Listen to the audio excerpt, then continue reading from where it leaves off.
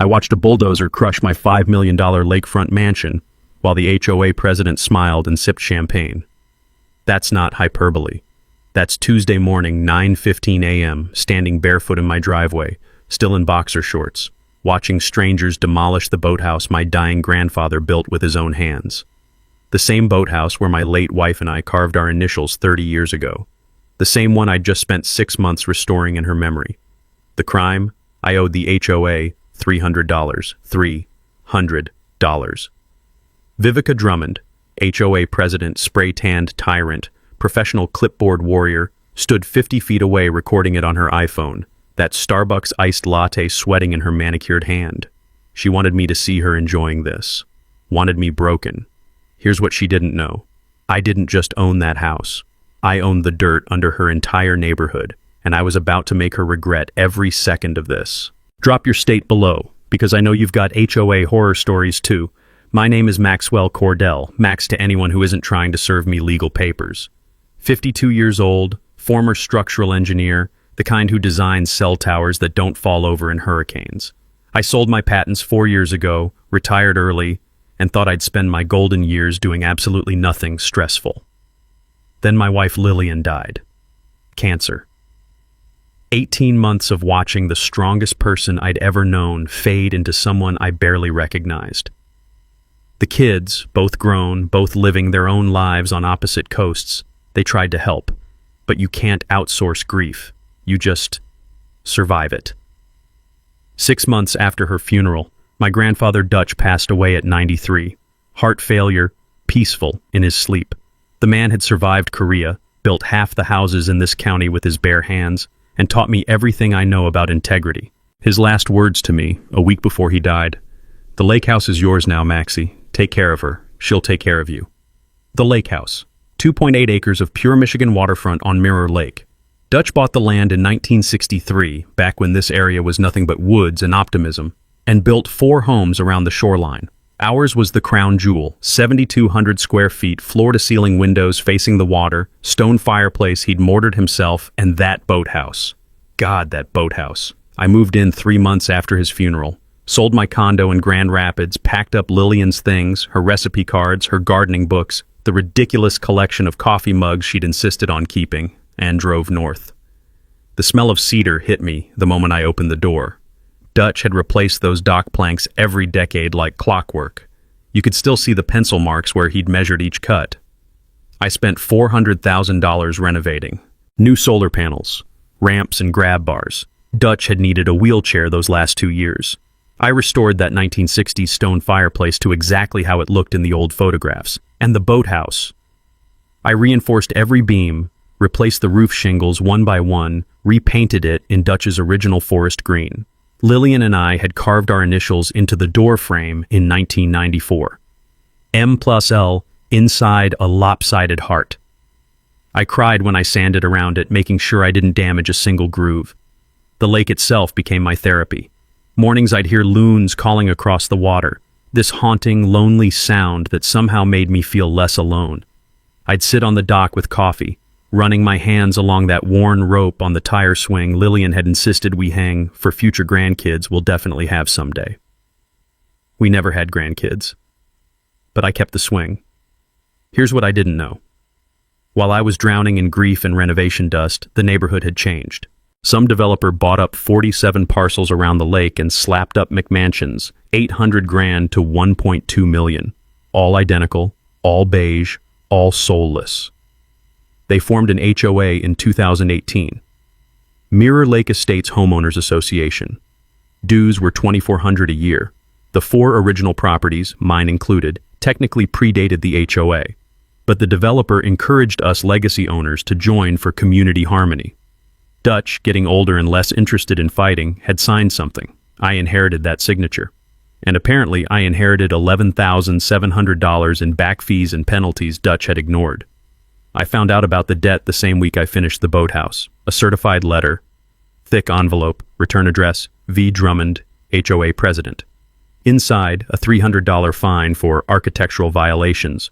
My grandfather's 60-year-old boathouse didn't match their approved color palette. The letter ended with the helpful note, handwritten in purple ink. Legacy properties must comply with current standards. Looking forward to your cooperation. Vivica. That smiley face she drew next to her name? That should have been my first warning. I'm not a confrontational guy. I solve problems with spreadsheets, not shouting matches. So I called the HOA office. Got voicemail. Vivica's syrupy voice. You've reached Mirror Lake Estates, HOA. Your community, your home, your investment. 2 business days turned into a week. I called 4 times. Finally drove to her office, her finished basement with a hand-painted HOA headquarters sign in aggressive cursive. Chemical floral air freshener hit me first, thick enough to taste. Vivica sat behind a salvage desk surrounded by color-coded binders. Mine was red. Never a good sign. Mr. Cordell?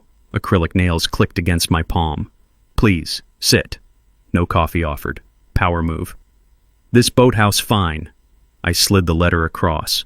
It was built in 1963, before your subdivision existed. Oh, I understand completely. Shark smile. But Legacy Properties agreed to current standards, Section 4.7. Would you like a printed copy? I'll paint it whatever color fixes this. Click, click, click on her calculator.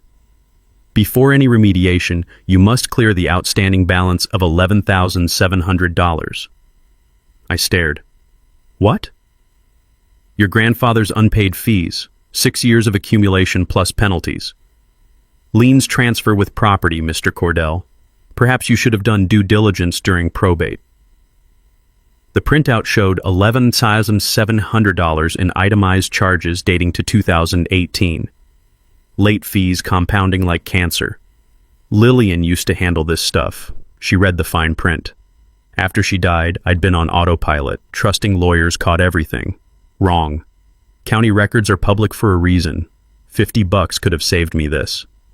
Dutch was 90, I said. Probably didn't understand. Nevertheless. Payment plan materialized. 5 years, 18% interest. I'd designed earthquake-proof cell towers more stable than that math. I'm not signing today. Of course. But Section 7.3 allows liens if accounts stay delinquent past 90 days. Just FYI.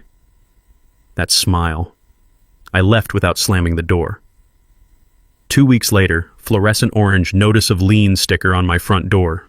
8 inches tall, visible from the road. Gus knocked that evening with a Bud Light, looking uncomfortable. They got you too? He nodded at the sticker. What do you mean?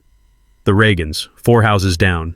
Vivica filed a lien over $900 last year, foreclosed when they couldn't pay. Teacher salaries, you know. They're renting 40 minutes away now. He sipped his beer. Lost everything. Cold settled in my gut. Over $900? HOA's got teeth. And Vivica doesn't just win. She makes sure you know you lost.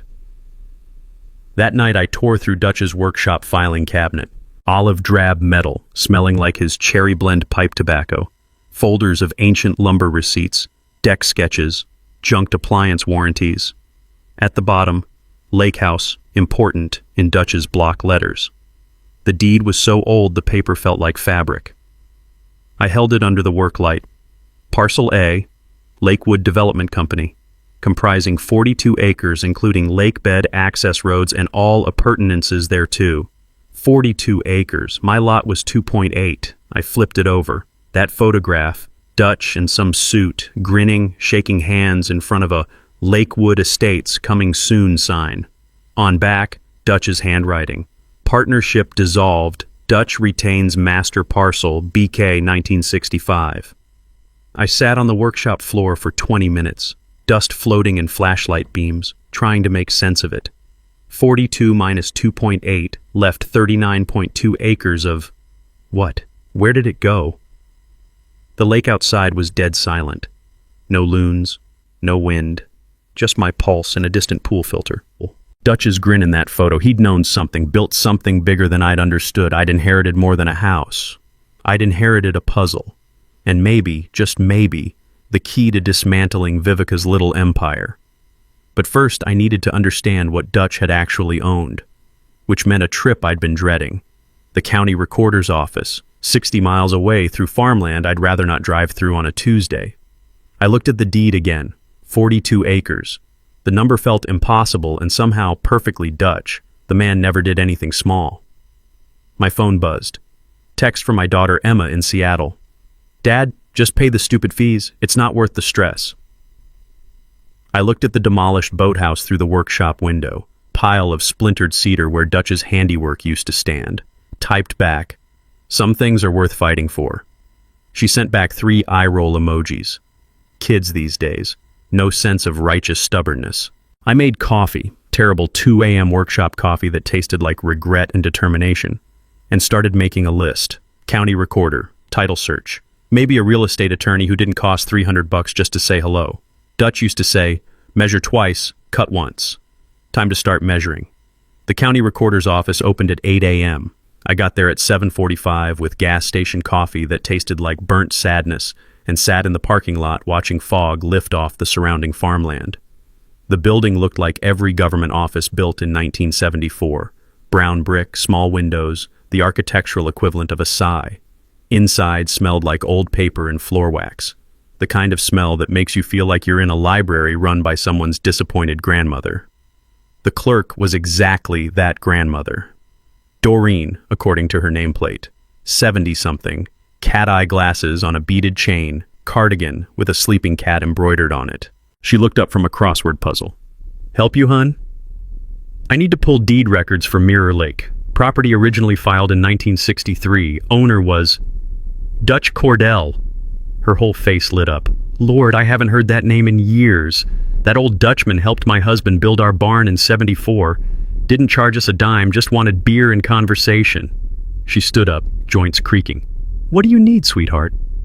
"Everything you've got on the original Lakewood development." "Oh, this'll be fun. Nobody asks for microfiche anymore." She disappeared into a back room that looked like it hadn't been updated since Carter was president. 10 minutes later, she returned wheeling a cart with a microfiche reader, actual honest-to-God microfiche, the kind I thought existed only in movies about conspiracy theorists. The machine whirred to life, casting that weird blue-white glow. "Here we go, 1963, she fed in the film. Mechanical clicking, smell of dust and acetate. Bernard Koss files Lakewood Estates as a 42-acre development, lists Dutch as co-owner, 50% equity." There it was on the screen, typing so faded it looked like a ghost wrote it. Now, 1965. More clicking. "Oh, this is interesting. Koss files bankruptcy, market crash, poor timing. Only sold 3 homes before everything went south." She adjusted her glasses. "And here, quit claim deed. Koss signs his 50% to Dutch for $1 and other valuable consideration. He sold his half for $1? Bankruptcy courts don't care about fair market value, hun. Koss probably owed more than the land was worth. Quitclaim means he transferred whatever interest he had, no warranties, no guarantees. But here's the thing." She tapped the screen with one finger. "If it's recorded first at the county, it beats any later claims. First in time, first in right. Your grandfather got everything." My coffee had gone cold. I didn't care. "Is there anything after 65? Let me check." More film, more clicking. 1966. Dutch records a non-subdivision covenant. Keeps the 42 acres as one single parcel. Leases 4 home sites on 99-year terms. She looked at me over her glasses. "Smart man, your grandfather. Kept ownership, gave people long-term security. Everybody wins." "So the other houses, they're on leased land?" "If Dutch never formally subdivided, and it looks like he didn't, then yes. Every structure built after 66 is technically on his land." She kept scrolling.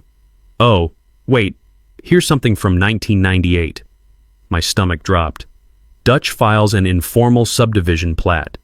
Township probably pressured him for tax reasons. It's a common thing when areas start developing. He carves out 4 lots, including yours." She traced the screen with her finger. "But the remaining 38 acres, listed as common area retained by grantor." "Meaning?" "Meaning you own it, sugar. Roads, retention pond, that fancy clubhouse I heard they built. If it's on those 38 acres, it's yours." The world tilted slightly. "Can you pull the title for the clubhouse lot specifically?" "You're thorough, I like that." More microfiche. "Here, developer called Pinnacle Properties LLC sold it to your HOA in 2018 for," she squinted, "200,000. But look at the source deed. Pinnacle references the 1998 plat, assumes the common area was public land. But it wasn't." "Nope.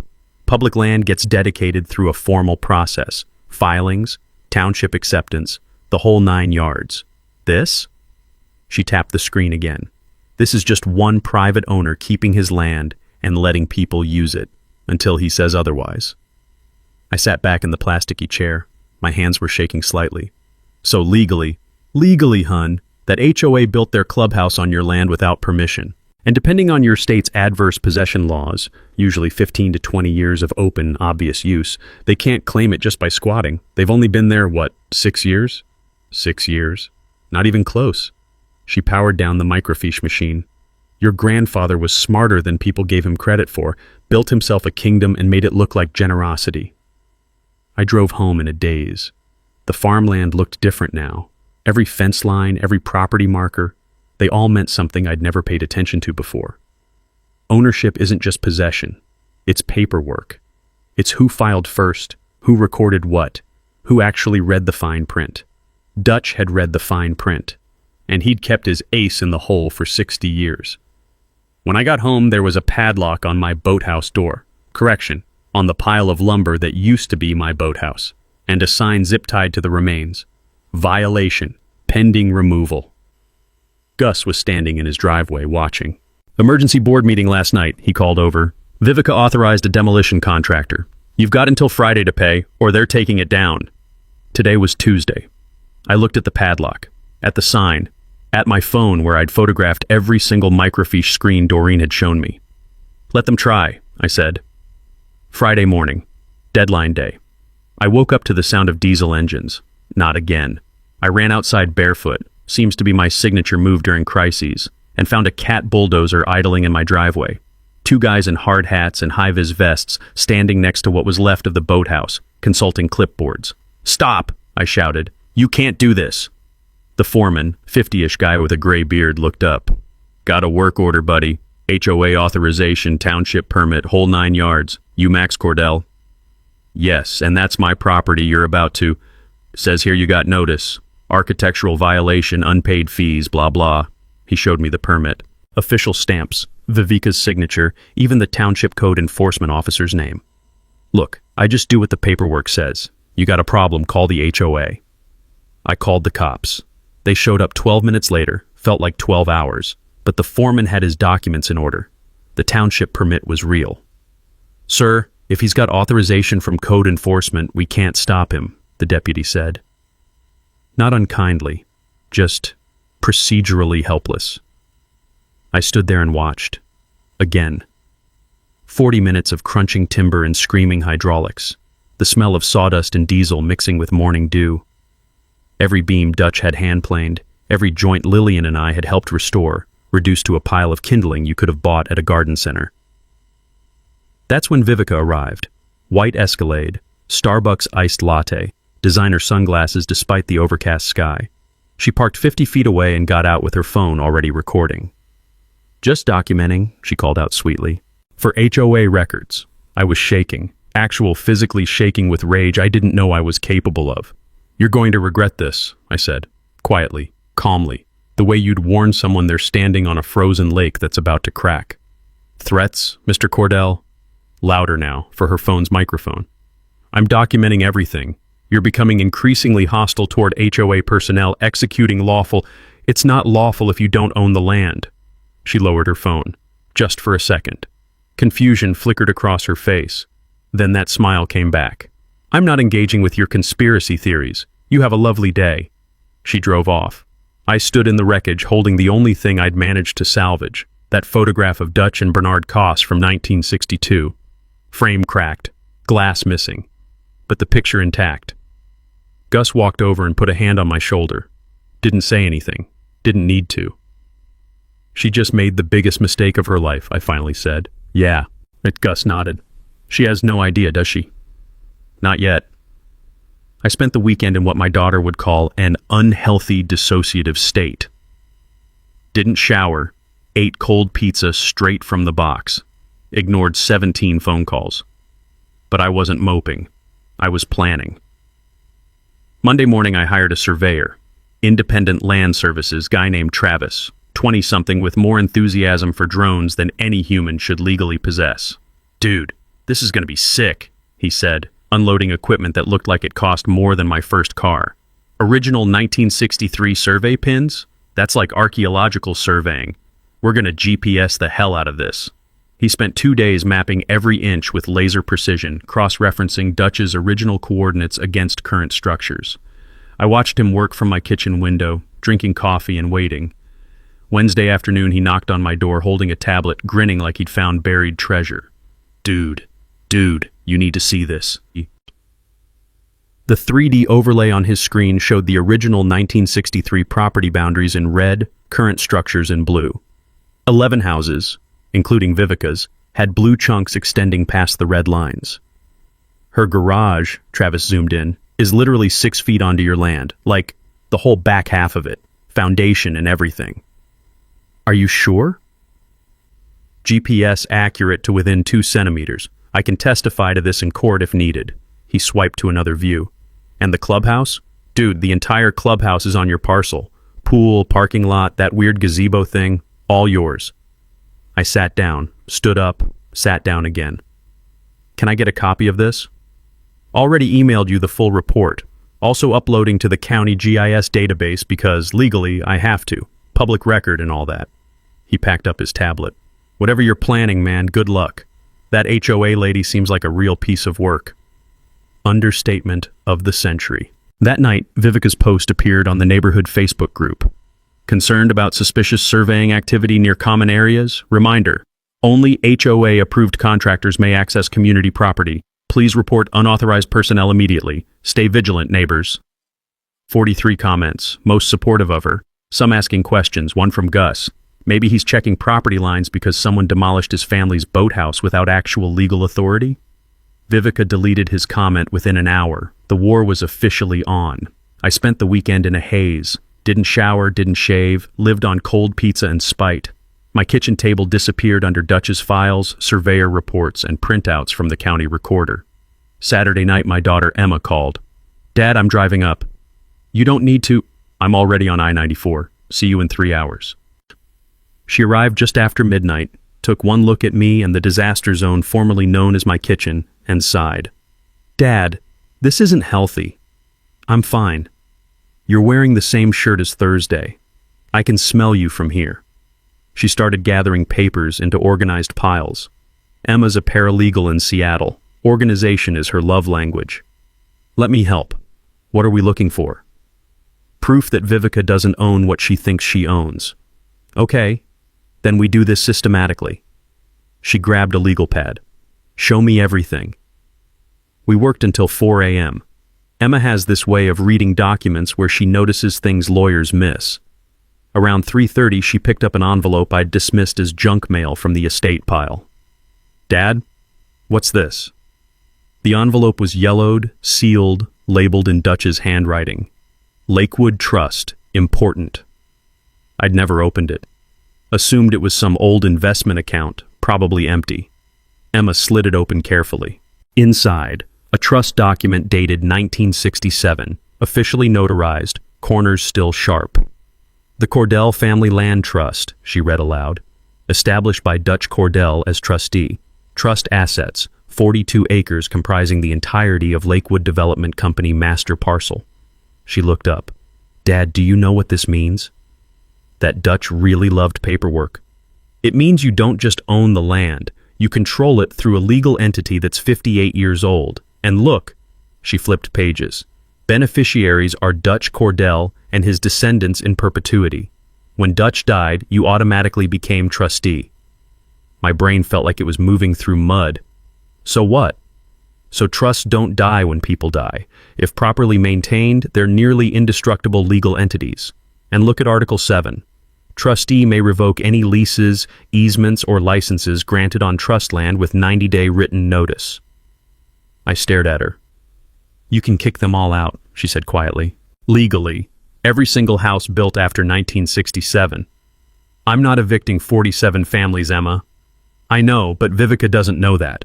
She kept reading. Wait, there's more. Did Dutch ever pay property taxes on the common areas? I don't know. Why? She grabbed her laptop, pulled up the county tax assessor's website. 15 minutes of clicking and muttering. Then, Oh my God. What? The HOA never paid property taxes on the clubhouse, pool, or roads. They assumed it was public land, exempt from taxes. But it's not public. It's trust land, private property. How much are we talking? 6 years of back taxes plus penalties. She did math on her legal pad. $187,000, give or take. I felt something shift in my chest. Not quite hope, more like possibility. The county can seize it, Emma continued. If the HOA can't pay, the county forecloses and auctions the assets. Standard procedure for tax delinquency. But the HOA doesn't have that kind of money. Exactly. She smiled, not a happy smile, a lawyer smile. Dad, you don't have to be the bad guy. Let the county be the bad guy. You just have to inform them of the situation. We sat there in the pre-dawn darkness, my daughter and me, surrounded by 60 years of my grandfather's secrets. Are you doing this for Dutch? Emma asked. Or for revenge? I looked at the photo of the demolished boathouse pinned to my corkboard. Both, I said, and because no one else should lose their home to someone like her. Emma squeezed my hand. Then let's burn her empire down, legally. Legally, I agreed. Outside, the lake was starting to lighten. Loons called in the distance, the same sound Dutch would have heard every morning for 40 years. Time to finish what he started. Monday morning, I called Shauna Briggs, the real estate attorney I'd found online. Her office was above a sandwich shop called Hoagie Paradise, which felt cosmically appropriate given my current situation. Shauna was 60-something, gray hair and a practical bob, zero patience for nonsense. Her consultation fee was $200. Best money I ever spent. Let me get this straight. She leaned back in a chair that squeaked. You inherited a land trust that owns the entire subdivision. The HOA built on your land without permission, and they owe 6 figures in back taxes. That's the summary, yes. And you want to expose them, legally, without hurting the actual homeowners. She smiled. I like you. Most people want blood. You want justice. She pulled out a legal pad. Here's what we do. I file a quiet title lawsuit naming you as trust beneficiary. We challenge every deed in the subdivision, force everyone to acknowledge your ownership. Then, and this is key, we immediately offer settlement terms. What kind of terms? You dissolve the HOA, place all properties under trust management, charge reasonable ground rents, way less than current HOA dues, and let residents buy out their leases over time if they want. Everybody wins except Vivica. How long does this take?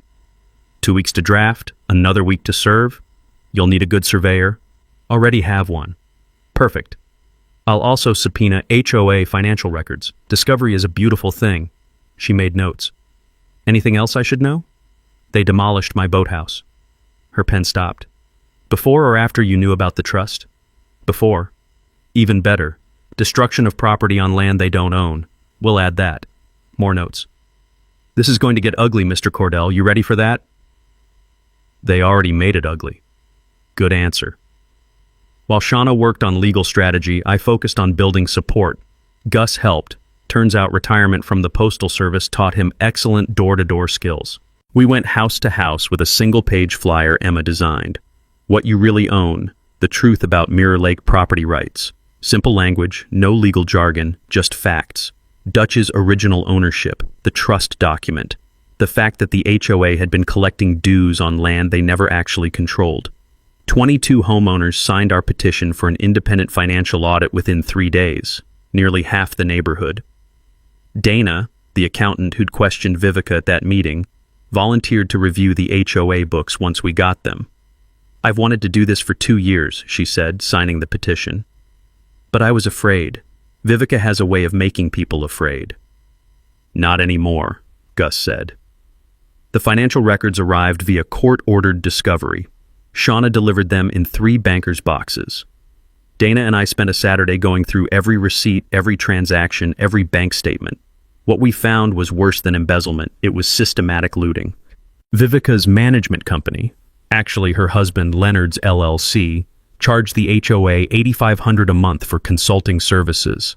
No itemized work, no deliverables, just monthly transfers. Over 3 years, $360,000. The clubhouse renovations, $340,000 spent. Except Dana called the contractors. Actual receipts totaled $190,000. The rest vanished. And buried in 2023 transactions, $75,000 paid to Pinnacle Properties LLC for development consulting. Pinnacle had dissolved in 2020. Dana pulled up the Illinois Secretary of State database. This Pinnacle payment went to a shell company, same registered address as Leonard Drummond's law office. They created a fake company to pay themselves. That's felony fraud. She highlighted the transaction. But here's what really pisses me off. They raised our dues 15% last year to cover unexpected maintenance costs. And there were no unexpected costs. They just wanted more money to steal. I took photos of everything, sent copies to Shauna, and to Jake Renfro, the investigative reporter who'd been covering HOA abuse stories for the regional paper. Jake called me 2 hours later. Is this real? Every document's authenticated through court discovery. Can I interview you? On camera? Not yet. I need one more piece. I explained about the tax situation. Oh, this is beautiful. He sounded genuinely excited. Give me 2 weeks to verify everything with county officials. I'll make this story bulletproof. 2 weeks. While Jake worked his angle, I contacted Travis, the surveyor, again. I need you to create a visual presentation, something a jury could understand. Show the original boundaries, current structures, every encroachment. Dude, I can do a full 3D model with drone footage overlays. When do you need it? Yesterday. My favorite deadline. Emma stayed the whole week helping coordinate. We worked from my kitchen table, now covered in organized files instead of chaos. She'd labeled everything with color-coded tabs. You're good at this, I told her Wednesday night over Chinese takeout. Paralegal training. Also, Mom taught me to fight smart. She cracked open a fortune cookie, read it, laughed. Listen to this.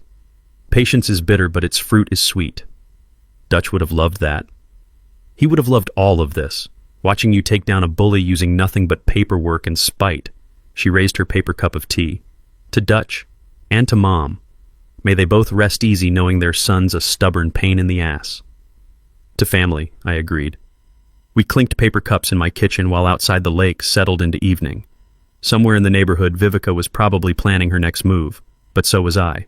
And I had something she didn't. The truth. And a really good attorney.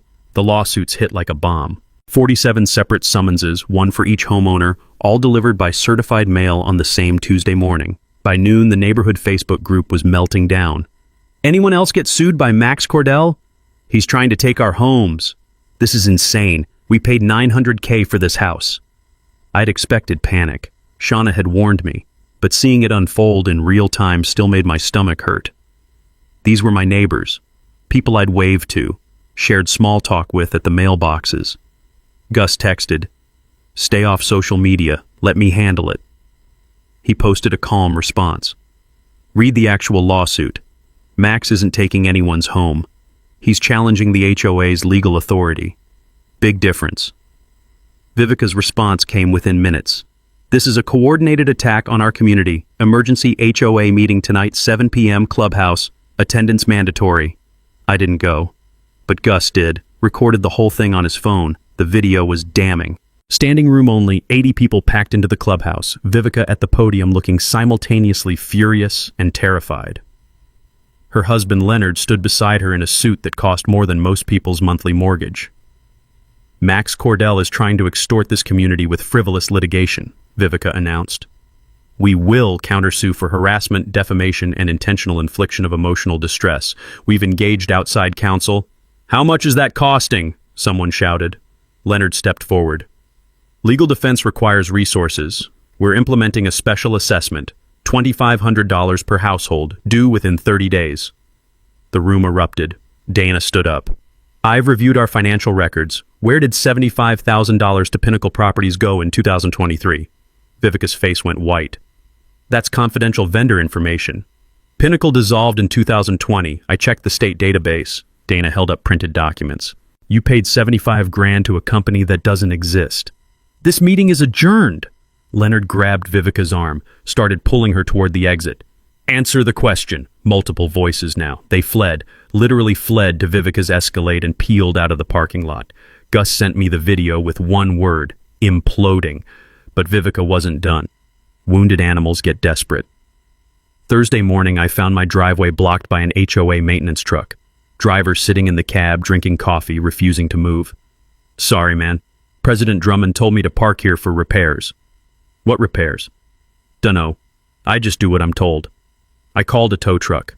The driver left before it arrived. Friday, my mailbox got spray painted. Thief in red letters 4 inches tall. Saturday, anonymous letters appeared in neighbors' mailboxes. Photocopied, no signature. Max Cordell is using legal tricks to steal your homes. He demolished his own boathouse for sympathy. Protect your families. Protect your investment. Stand with the HOA. I documented everything. Photos, police reports, timestamps, added it all to Shauna's growing file of evidence of retaliation. Then Leonard called me directly. My phone auto-recorded. I'd installed the app after Vivica's demolition stunt. Max, Leonard Drummond, I think we got off on the wrong foot here. You demolished my family's boathouse. That was unfortunate. A miscommunication. Look, let's be reasonable men. Drop the lawsuit, we'll waive your lien completely, and I'm authorized to offer you $100,000 for your trouble. Clean slate. I let the silence stretch. Max? You demolished a structure on land you don't own, embezzled from your neighbors for 3 years, and now you're offering me hush money? I'm offering a reasonable settlement. Counter offer. You and Vivica resign, return every stolen dollar, and maybe I don't forward everything to the county prosecutor. Long pause. When he spoke again, his voice had ice in it. You're making a mistake. We have resources you can't imagine. Lawyers, connections, people who owe us favors. Another pause. Actually, I have a better offer. Anonymous LLC wants to buy your property. $4.2 million cash, closes in 30 days. Take it and walk away. Who's the buyer? Anonymous means anonymous, but trust me, you want this deal. I'll pass.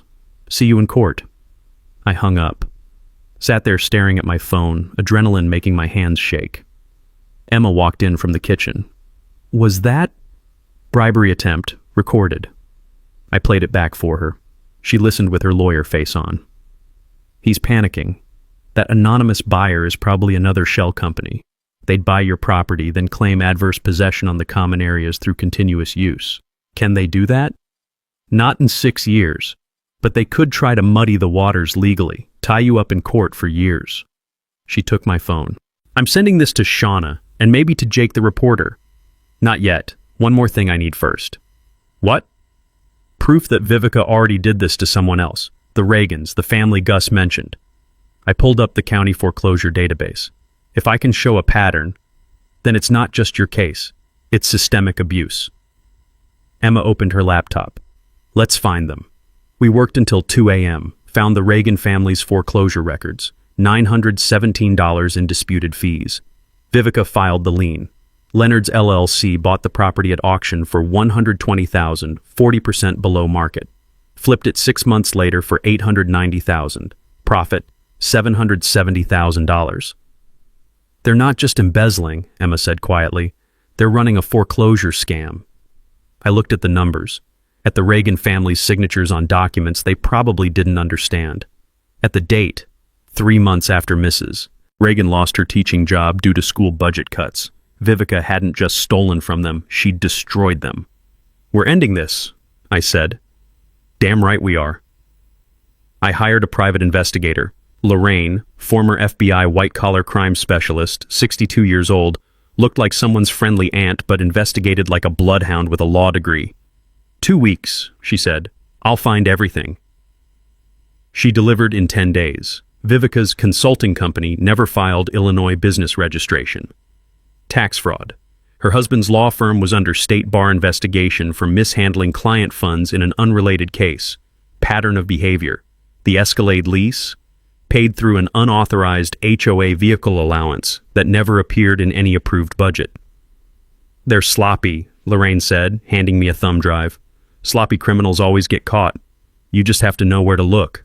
While Lorraine worked her magic, I'd filed something else, a request with the county tax assessor for reassessment of all parcels within the Cordell family land trust. The assessor, legally obligated to investigate, discovered what we already knew. The The HOA had never paid property taxes on common areas. Clubhouse, pool, roads, retention pond, all on trust land, all privately owned, all taxable.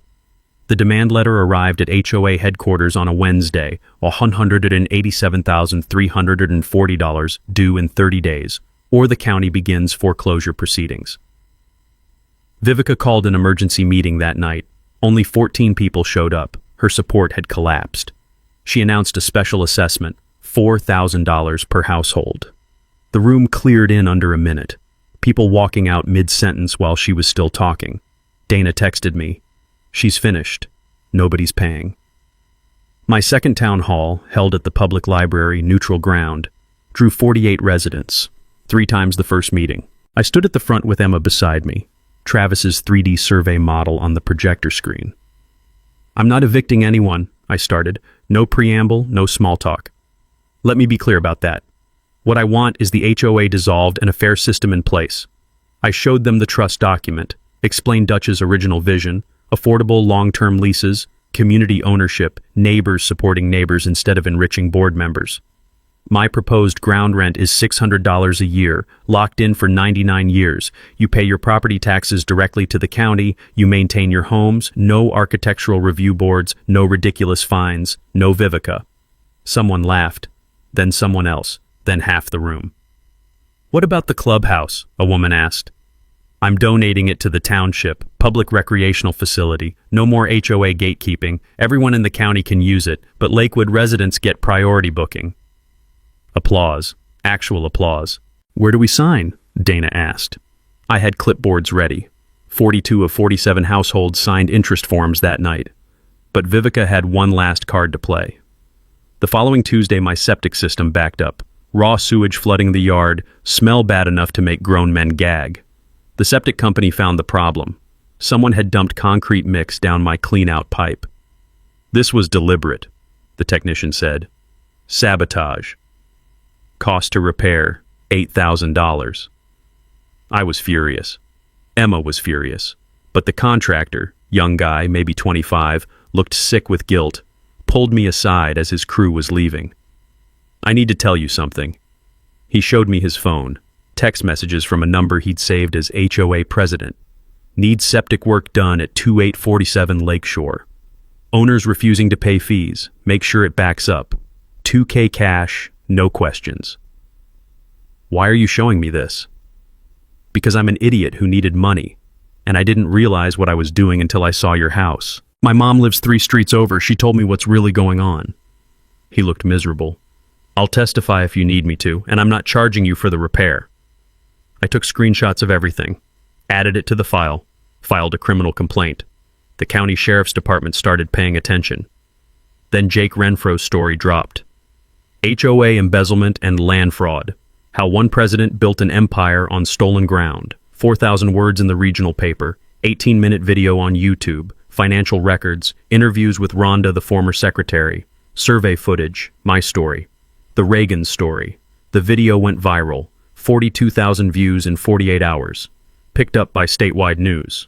Chicago Tribune ran a summary. Detroit Free Press called for an interview. My phone wouldn't stop ringing. But the call that mattered came Thursday afternoon.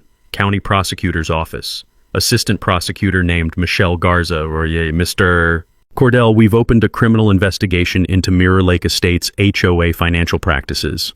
After reviewing Mr. Renfro's reporting and your attorney's filings, we're issuing subpoenas for all banking records." "How long does that take?" "We move fast on fraud cases, especially ones with this much public attention." Pause. "We'd like you to testify at the county commissioner hearing next Tuesday, 7 p.m. courthouse. Can you make it?" "Absolutely." "Good. Bring everything you've got. We're putting this HOA into receivership." I hung up and just sat there for a minute. Emma was watching from the kitchen doorway. "It's happening," I said. "Yeah." She smiled. "Dutch would be proud." That Sunday, I drove to the Veterans Cemetery where Dutch was buried. Small stone, simple. Dutch Cordell, builder, father, friend. I left one of his hand-carved duck decoys on the headstone, the mallard he'd finished the year before he died. "Almost done, old man," I said to the stone, to the wind, to whatever part of him might still be listening. "One more fight." The grass smelled fresh cut. Highway hummed in the distance. Sun warm on my shoulders. Tuesday was coming. The county courthouse hearing room held 150 people, standing room only by 6:45 p.m. I counted 80-plus Lakewood residents, Jake with his camera crew, county commissioners at the raised bench, and in the front row, impeccably dressed, radiating expensive suit energy, Vivica and Leonard Drummond. Commissioner Patricia Volz, former judge, late 60s, commanded the room like she was born to it. We're here to assess allegations of financial mismanagement by Mirror Lake Estates HOA. Mr. Cordell, you requested this hearing. Present your case. I stood. No notes. Emma had told me notes make you look weak, just confidence and facts. Thank you. I'm here because my grandfather built a community on trust, and that trust was betrayed. I walked them through it. Travis's survey appeared on the projection screen. Red lines showing Dutch's original boundaries, blue showing current structures. 11 homes, including Vivica's, overlapping into trust land. Every house in Lakewood Estates sits on land my family still owns through the Cordell Family Land Trust, established 1967. I showed the trust document, camera ready on screen. My grandfather leased parcels for $1 a year because he believed neighbors should support each other, not be exploited. Next slide. HOA financial records, highlighted sections glowing yellow. Over 3 years, President Drummond and her husband siphoned $420,000 through fake contracts and shell companies. Clicked through the evidence. Vivica's management company, Leonard's LLC, the Phantom Pinnacle payment. They didn't just embezzle. They ran a foreclosure scam, filing liens, buying properties cheap, flipping for profit. Final slide. Before and after photos of my boathouse. Dutch building it in 1964, weathered but beautiful, then the rubble. They destroyed my family's history over $300. I'm not here for revenge. I'm here to make sure they never do this to anyone else. Commissioner Volz turned to the front row.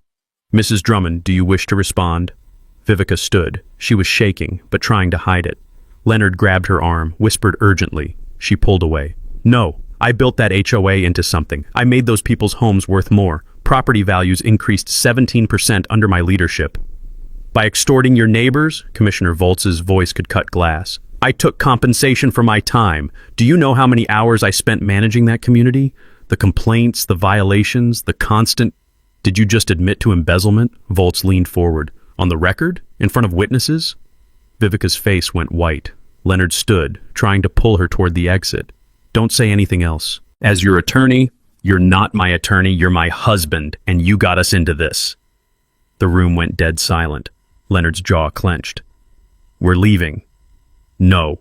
Vivica turned back to the commissioners, desperate now. You don't understand. Max Cordell is manipulating legal technicalities to steal an entire neighborhood. He's... Mrs. Drummond. I stayed calm, didn't raise my voice. I'm withdrawing my lawsuit against the homeowners. Confused murmurs rippled through the crowd.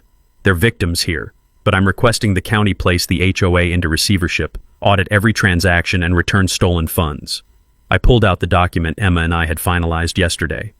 I've also drafted a new community land trust. Every current resident can join. Ground rent $600 a year, locked for 99 years. Clubhouse, pool, common areas transferred to township as public property.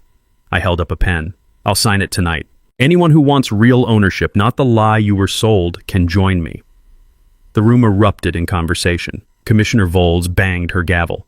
Mrs. Drummond, you're out of order. Bailiff, this is my neighborhood. Mine! Vivica was screaming now, mascara running. I built it. I made it worth something. Leonard physically dragged her toward the doors. Her voice echoed down the hallway. You can't do this. I'll sue all of you. The doors closed. Silence settled like snow. Commissioner Volz looked at her fellow board members. Discussion? They deliberated on the record, live, for 6 minutes. I barely breathed. Vote, 5-0. Place HOA into receivership. Freeze all accounts. Refer financial records to county prosecutor. Approve Max Cordell's land trust proposal pending township review. Mr. Cordell, Volz said, you've shown remarkable grace under circumstances that would have broken most people. This board supports your proposal. Outside in the parking lot, residents were waiting. Dana approached first. Where do I sign? Me too, Gus said. Line formed. 42 households signing interest forms under parking lot lights, June bugs swarming the lamps, everyone talking at once. Jake filmed everything. Max, how do you feel? I looked up at the stars, same stars Dutch would have seen building that boathouse 60 years ago. Tired, I said. But good. Someone handed me a beer. Someone else started clapping. Then everyone was clapping, and I was shaking hands, and Emma was crying, laughing beside me, and for the first time in 2 years, since Lillian died, I felt something like peace. Dutch had built something worth saving, and we'd saved it. 2 weeks after the hearing, criminal charges dropped. Vivica and Leonard Drummond, embezzlement, wire fraud, tax evasion. Federal charges came next. The FBI doesn't appreciate fake companies defrauding homeowners. Both released on bail, assets frozen. Vivica's Escalade got repossessed. I heard about it through Gus and allowed myself exactly 3 seconds of petty satisfaction. The Township Board approved the Cordell Community Land Trust 6-1. 45 of 47 households joined. 2 families were moving anyway for job relocations, nothing to do with the drama. We elected a board democratically, Dana as treasurer, Gus as president, Rhonda as secretary, plus 4 resident representatives. I stayed as trustee, but with voting power only for tie breaks. The county recovered $178,000 from frozen HOA accounts, distributed it back to homeowners, average refund $3,800. Dutch's community fund, I seeded it with $50,000, now covers legal aid and emergency home repairs for low-income residents. The clubhouse and pool officially transferred to township ownership, now open to all county residents, free for Lakewood members. Kids from 3 zip codes swim there now. I hired a contractor to rebuild the boathouse using Dutch's original plans. 30 neighbors showed up to help, a barn raising for the 21st century. The smell of fresh-cut pine, sound of hammering and laughter, taste of Gus's barbecue that he insisted on cooking for everyone. We finished in 2 weekends. I unpacked Lillian's recipe cards and hosted the first Cordell family dinner at the new boathouse. Potluck style, 60-plus people, folding tables on the dock. Emma made her mother's famous potato salad from the handwritten card I'd been too sad to read for 18 months. To Dutch and Lillian, Emma raised her plastic cup. May they rest easy knowing their son's a stubborn pain in the ass who doesn't know when to quit. To family, I agreed. Emma moved back, takes contract work remotely, helps me manage the trust, talks about maybe staying permanently. We're planting oak saplings around the property for the grandkids Dutch wanted, she said, and I didn't have the heart to tell her I'm 52 and single. The legal proceedings wrapped up in September. Vivica pled guilty to reduced charges. 18 months federal prison, $420,000 restitution. Leonard got disbarred and 3 years for his role. I attended sentencing, sat in back, said nothing, left before the deputies took them away. Emma asked why I went. Needed to see it end, I said. Not watch her fall apart, just end. She understood. I created a 1-page guide, how to audit your HOA, posted it online. Within a month it had been downloaded 40,000 times, hit Reddit's front page, spawned a whole thread on r/fuck HOA with 180,000 upvotes. Key points. Request financials annually. It's your legal right. Check for related party transactions. Verify insurance coverage. Google your board members. Boring stuff that prevents exciting disasters. The guide became a thing. People started calling me for advice, then asking me to consult, then offering to pay me to review their HOA documents. I'm considering it. Retirement was boring anyway. We established the Lakewood Trade Scholarship, $10,000 annually for local high school students pursuing construction, surveying, or engineering. First recipient was Travis's younger sister who wants to be a civil engineer. The ceremony was at the boathouse. We installed a plaque, in memory of Dutch and Lillian Cordell, builders of community. 3 months after the trial, an elderly man knocked on my door, introduced himself as Bernard Koss Jr. My father co-founded Lakewood with your grandfather. I brought these. He handed me a box, original blueprints, photos of Dutch and Bernard Sr., letters discussing their vision for an affordable lake community where working families could thrive. Dad always regretted abandoning the project when he went bankrupt. He'd be glad you finished what they started. I was crying before he finished talking. Would you join the trust board? We could use someone who remembers the original dream. I'd be honored. Now I'm sitting on my rebuilt dock watching sunset paint the lake orange and pink. Emma brings me coffee, hazelnut, Lillian's favorite, and sits beside me. Worth it? She asks. Every second. Loons call across the water, lights come on in houses around the lake, kids laughing at the public beach. My phone buzzes. Email from a stranger in Montana. HOA stole my ranch, can you help? Here we go again, I mutter. Emma grins. Dad, you're not a professional HOA vigilante. Not yet, she laughs. I laugh. The lake ripples in the breeze. Dutch built this place for community, for family, for something bigger than profit. And now? Now it's everything he dreamed it could be. Got an HOA horror story? Drop it in the comments. The worst one gets featured in my next video. Subscribe and hit the bell, because somebody's got to hold these clipboard tyrants accountable. And apparently, that somebody is me.